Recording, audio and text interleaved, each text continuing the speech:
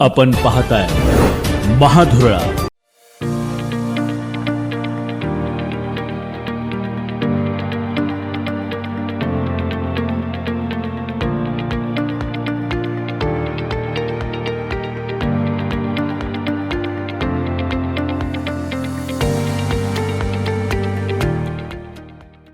नमस्कार. महा breaking news मध्ये मी गुरु बाळमळे आपल्या सर्वांचं मनापासून स्वागत करतोय. ज्याची उत्सुकता कोल्हापुरातील अनेक राजकीय नेत्यांना, कार्यकर्त्यांना, इच्छुकांना, मतदारांना होती, त्या संदर्भातला निर्णय, महायुतीचा संदर्भातला निर्णय अखेर झालेला आहे. नेत्यांची बैठक झाली आणि या बैठकीत महायुतीचा निर्णय झाला. जागा वाटपाचा फॉर्म्युला फिक्स झाला. त्यामुळे आता कोल्हापुरात महायुती संदर्भातलं जे काय अनेक दिवस चर्चा सुरू होती, त्या संदर्भातला निर्णय झालेला आहे. तो नेमका निर्णय काय, जागा वाटपाचं सूत्र काय आणि काय होणार नेमकं, या संदर्भातली ही बातमी. अजूनही आपण जर महाधुरळा हे यूट्यूब चॅनल सबस्क्राईब केलं नसेल तर आत्ताच सबस्क्राईब करा, महाधुरळा यूट्यूब चॅनल. धन्यवाद. आता वळूया मूळ विषयाकडे. कोल्हापूर महापालिकेत महायुती होणार का, या संदर्भात गेले काही दिवस चर्चा, उलटसुलट चर्चा सुरू होती. कारण भाजपनं मोठ्या प्रमाणात जागा मागितल्या, शिवसेनेनं आग्रह धरला आणि तिसरीकडे राष्ट्रवादी पक्षानं आम्हाला एवढ्याच जागा पाहिजे यासाठी अट्टास धरून बसला. चौथीकडं जनसुराज्य शक्ती पक्षानं इच्छा व्यक्त केली की आम्ही पण कोल्हापूर महापालिका लढवणार. आणि पाचवा तारणी आघाडी. तारणी आघाडीच्या काही सोयीच्या जागा तारणी आघाडी पण लढणार, या संदर्भात निर्णय झाला. या सगळ्या पार्श्वभूमीवर महायुती होणार का? कारण राज्यात काही ठिकाणी कोणत्याही परिस्थितीत महायुतीमध्ये राष्ट्रवादी पक्ष नसणार आहे. काही महापालिकेत शिवसेना आणि भाजप या दोघांचीच महायुती होणार आहे. राष्ट्रवादी स्वतंत्र असणार आहे. उदाहरणार्थ पुणे आहे, पिंपरी चिंचवड आहे, मुंबई आहे, आणखी काही ठिकाणं आहेत जिथं महायुतीमध्ये राष्ट्रवादी नसणार आहे. साधारणतः सांगली सुद्धा हेच होणार आहे. या सगळ्या पार्श्वभूमीवर कोल्हापुरात काय होणार याची उत्सुकता होती, पण कोल्हापुरातली उत्सुकता संपलेली आहे. कोल्हापुरात महायुती होणार आणि महायुतीमध्ये 3 नव्हे तर 5 पक्ष असणार आहेत. जे भाजप असणार, शिवसेना शिंदे गट असणार, राष्ट्रवादी सुद्धा असणार, शिवाय जनसुराज्य आणि ताराराणी आघाडी सुद्धा असणार आहे. या 5 जणांची महायुती कोल्हापूर महापालिकेत 81 जागा लढवणार हे नक्की झालेलं आहे.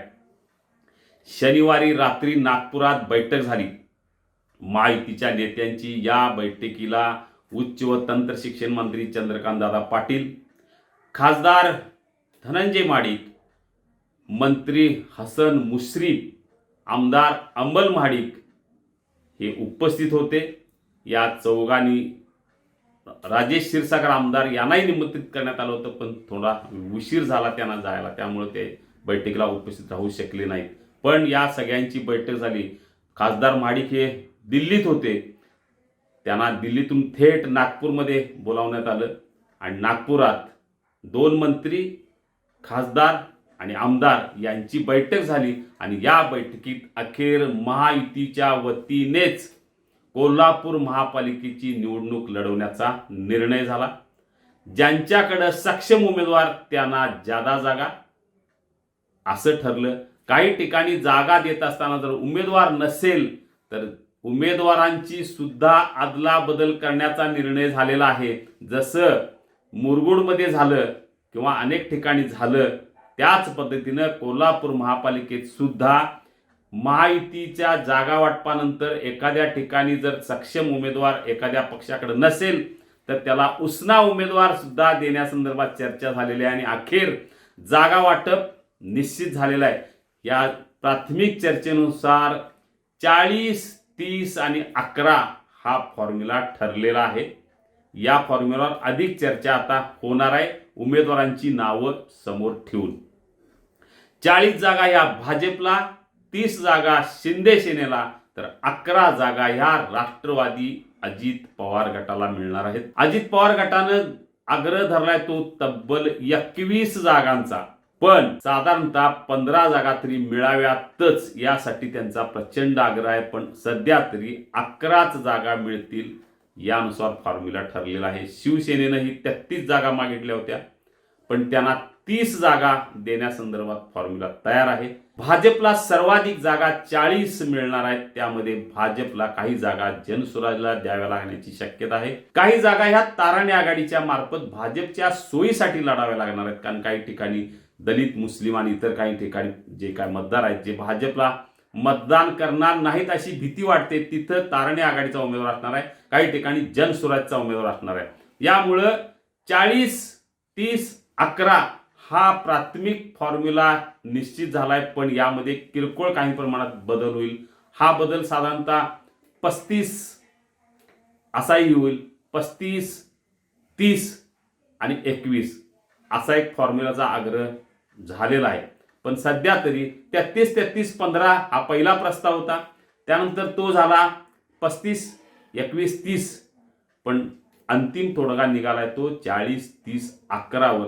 पण 11 जागेवर मंत्री मुश्रीफ तयार होतील असं वाटत नाही. त्यामुळे ते काही जागा जास्त मागतील. त्यामुळे त्यांना ज्या काय जागा द्याव्या लागतील त्या भाजपच्या कोट्यातून कमी होतील. पण सध्या तरी 40, 30, 11 हाच फॉर्म्युला ठरल्याचं अतिशय खात्रीला एक वृत्त आहे. यात जर बदल झाला तर जास्तीत जास्त 2 जागांचा बदल होईल. भाजपचे 2 जागा कमी होतील, त्या राष्ट्रवादीच्या वाढतील. शिंदे सेनेच्या जागांचा शक्यतो बदल होण्याची शक्यता फार कमी आहे, कारण या नेत्यांची बैठक झाली. आता हे सगळे नेते दुसऱ्या फळीतल्या नेत्यांच्यावर बैठक घेणार. म्हणजे कोल्हापुरात जे भाजपचे जिल्हाध्यक्ष आहेत, शिवसेनेचे जिल्हाध्यक्ष आहेत, राष्ट्रवादीचे जिल्हाध्यक्ष आहेत, किंवा 2-3 कारभारी आहेत जे या मूळ प्रक्रियेत मोठ्या प्रमाणात आहेत, या सगळ्यांची बैठक होईल आणि या बैठकीत 1-2 जागा इकडं तिकडं होण्याची शक्यता आहे. ते जर झालं नाही तर अडून बसले जातील की 40, 30, 11 यावर, आणि 11 मध्ये वाढ झाली तर जास्तीत जास्त 2 होईल. 40 मध्ये कमी झाले तर 40 पेक्षा जास्त वाढणार नाहीत हे नक्की आहे. त्यात फक्त 1-2 कमी होतील आणि शिंदे सेनेच्या 1-2 जागा संदर्भातला फक्त कमी जास्त होईल. म्हणजे हाच फॉर्म्युला ठरलेला आहे. 2-3 दिवसात यावर अंतिम निर्णय, आज किंवा उद्या सगळे नेते आता कोल्हापुरात आलेले आहेत, त्यांची बैठक होईल. या बैठकीत उमेदवारी कोणाला द्यायची, काही ठिकाणी आरक्षणामुळे उमेदवार एखाद्या पक्षाकडे सक्षम नसेल तर त्याला उसना उमेदवार कसा द्यायचा आहे या संदर्भातली चर्चा आज किंवा उद्या होईल. त्यानंतर फॉर्म्युला अंतिम ठरेल. पण महायुती होणार हे कोल्हापुरात नक्की झालेलं आहे. महाधुरळानं यापूर्वीच बातमी दिली होती की महाराष्ट्रात काही ठिकाणी राष्ट्रवादी महायुतीसोबत नसेल, पण कोल्हापुरात मात्र महायुती होईल. त्याचं कारण काय निश्चितपणे पुढच्या भागात सांगणार, कारण फार मोठं आहे. त्याला अनेक कारणं एकत्र आलेली आहेत. अतिशय महत्त्वाचं कारण आहे महायुती व्हायला. ते काय कारण आहे हे पुढच्या भागात सांगतो, कारण ते जे कारण आहे ते एकदम धक्कादायक आहे. आता आपण अशाच राजकीय बातम्या आपल्याला हव्या असतील तर आत्ताच सबस्क्राईब करा महाधुरळा यूट्यूब चॅनल. धन्यवाद.